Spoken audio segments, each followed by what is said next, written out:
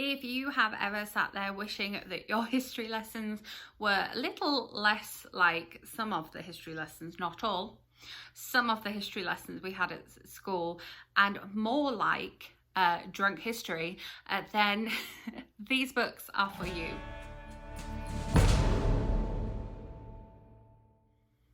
Welcome back, or if you are new here, welcome. My name is Katrina and I make bookish content here on this channel at least twice a week, and then movie reviews or book to movie content here at the weekend. All of my social links are in the description box below, including my blog and my Goodreads, so that you can keep up with my reading or watching in between times. And I am very, very close to that next subscriber milestone. So if you are not already, I would appreciate it if you subscribed. If you are subscribed, leave me a comment and let me know how you would like to celebrate that next subscriber milestone, because I am ready and willing to put some kind of celebration together for you and me. Today, I have a sort of trilogy review for you.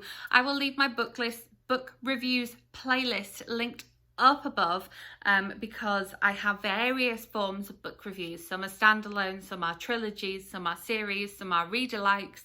But today I am going to be talking about the Lady Janies series, that is My Lady Jane, My Plain Jane and My Calamity Jane. I do also have a very, very short review / event vlog for My Plain Jane, and at that event vlog it was very eventful and very, very funny, so I do recommend giving that video a watch. I will leave it linked up above because that event vlog was so good and so funny.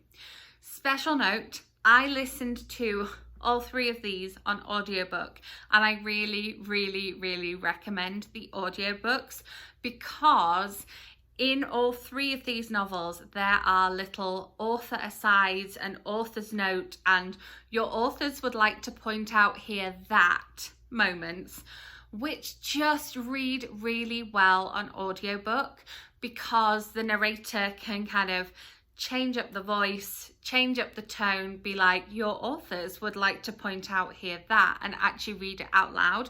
So if you can access audiobooks, highly recommend these on audiobook. However, the physical books are rather beautiful because they have these deckled edges.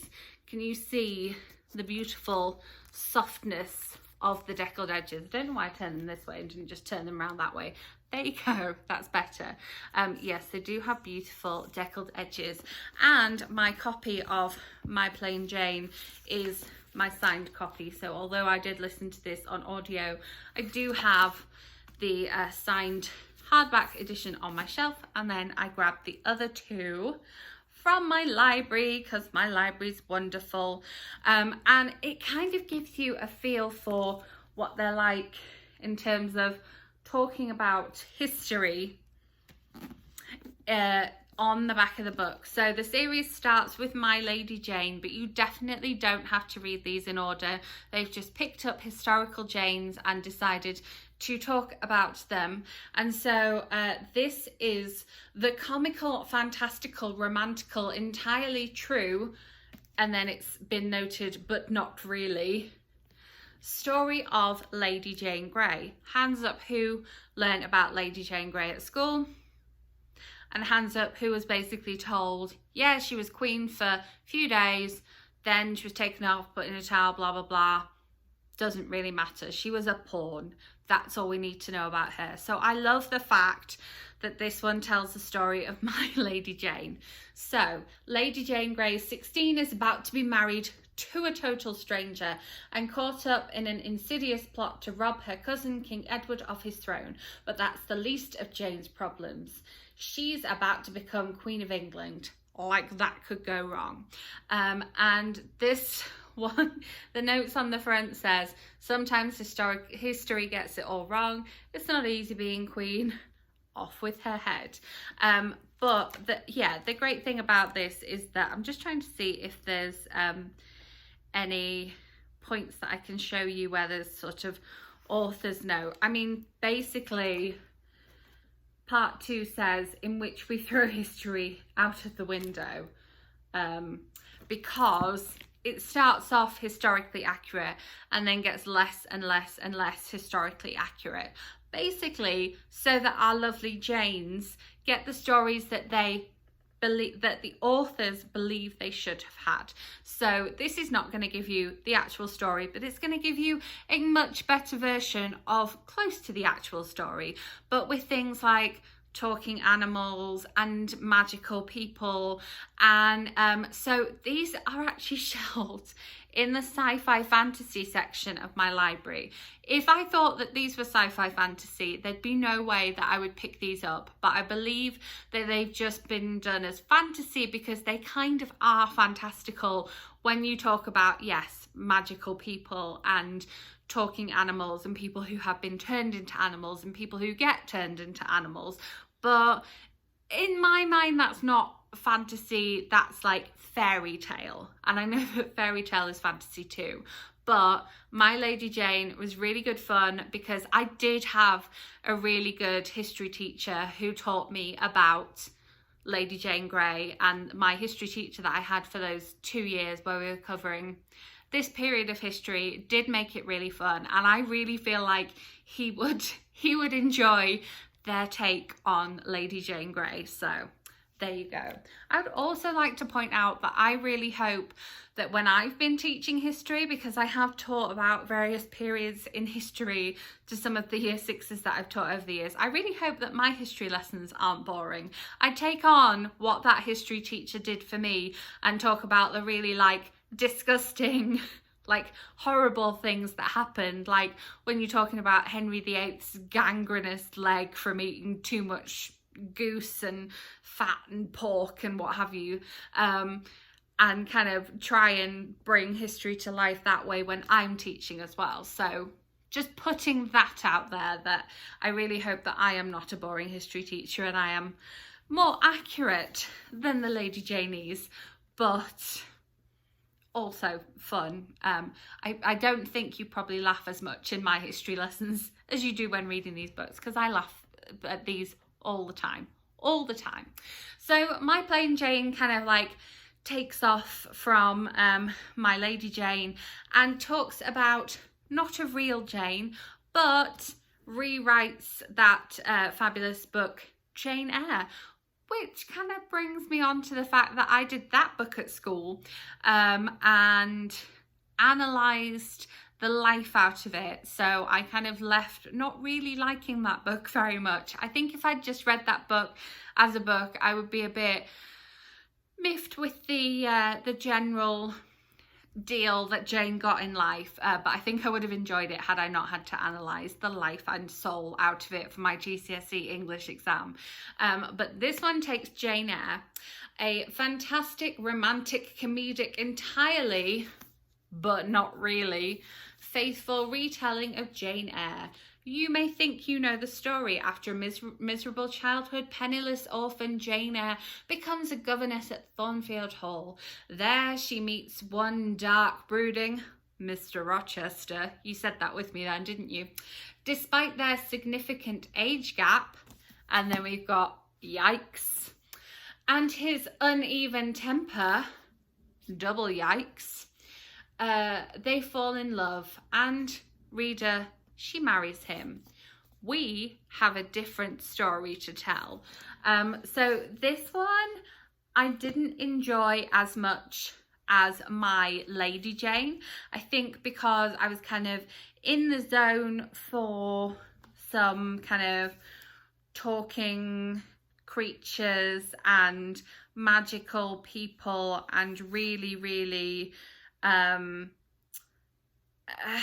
kind of twisting the tale.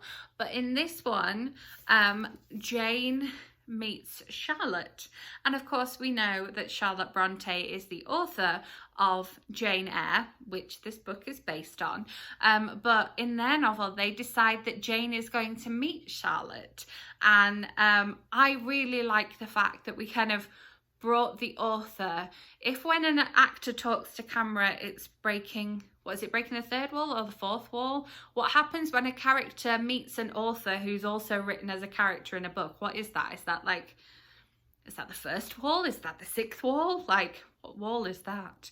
That's some kind of like wall made of parchment paper, maybe. I don't know. But I really like what they did with that. Overall, I didn't enjoy the story as much as My Lady Jane, but I think that's partly because this was literally rewriting history, whereas this is just rewriting a novel in the same way, and I think I preferred the rewriting of the history rather than the rewriting of the novel. But I really like the fact that we had Charlotte Bronte as a character in this novel that's a rewriting of her own novel. It's very, very meta. Very meta. But yeah, let me know in the comments, what wall is that? What wall is that? Then the most recent one, which literally just came out a couple of months ago, also had pre-ordered this one on audiobook because I enjoyed it so much.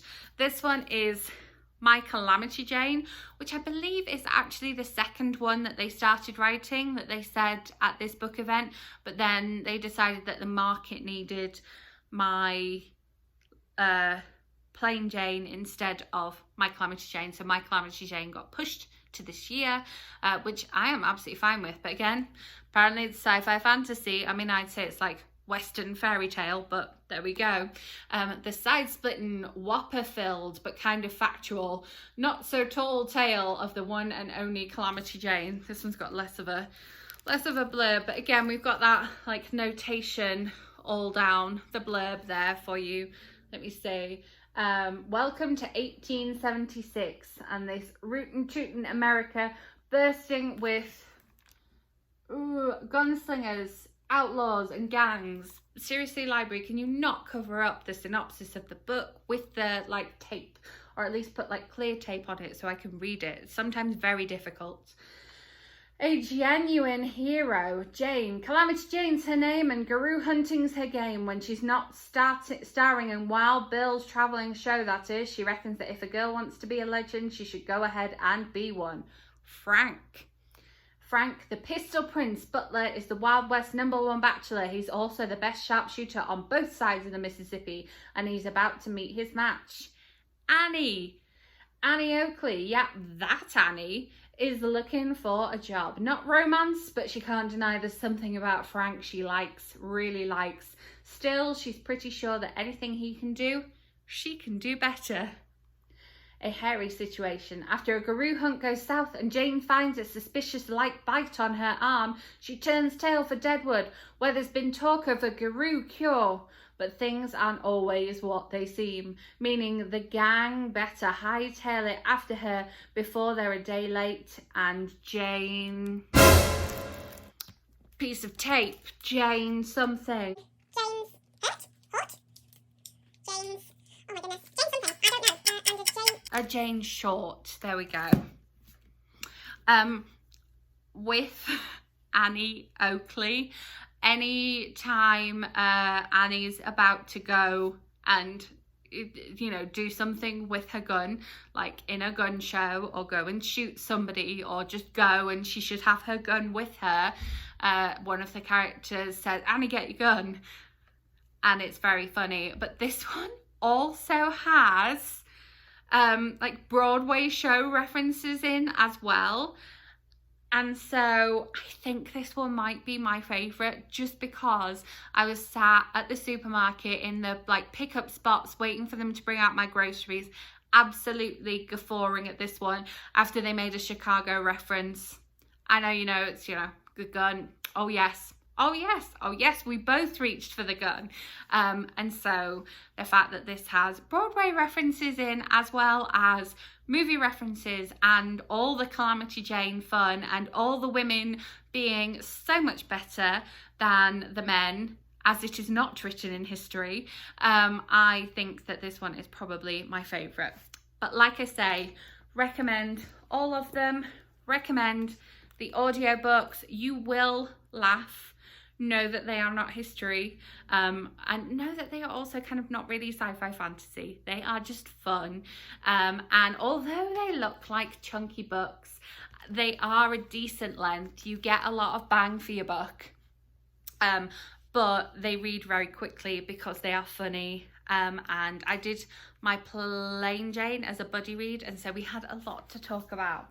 But yeah, my Calamity Jane is excellent, was great escapism when it was released, and yes, I was guffawing in my car at the grocery pickup spot in my little mask.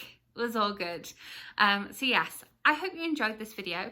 Let me know in the comments if you would like to see more videos like this. Do you like a 1 book review? Do you like a trilogy review? Do you like a 5 audiobook review? I'll leave that linked on the end screen in case you missed that one. And as I said at the beginning, if you're not already subscribed, hit that subscribe button. We are so close to the next milestone. Let me know in the comments how we should celebrate that milestone. If you enjoyed this video, give it a thumbs up. If you didn't, give it a thumbs down, but tell me why. Hit that notification bell so that you do not miss out on my next bookish content. I have some exciting stuff coming for you, especially some book versus movie videos, so you're not going to want to miss them. Thank you so much for watching. I will see you with my next video.